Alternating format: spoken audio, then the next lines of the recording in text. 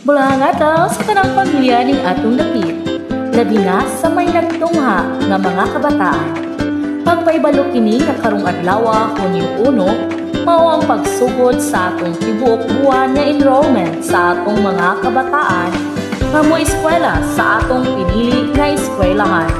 Gikan sa kindergarten hangtod sa senior high school para karong school year 2020 to 2021. Pagsiguro nga walay panagmundog usa kanato.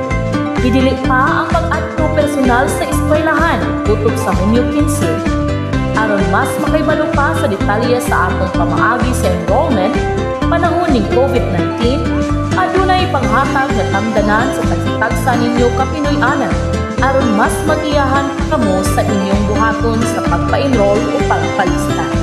Basaha, sakta o gipusa ang giya nimo aron mahimong tamdanan kini. Usbon namo nga wala kinahanglan ang pag-adto personal sa eskwelahan para sa pagpalista, kundili sundon nato kung unsa ang isulat diha sa pahibalo nga itunol kaninyo.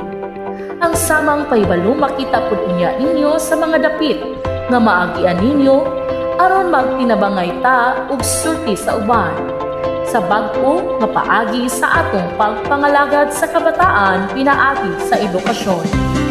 Among pasalamat sa pagsanod. God bless and keep safe.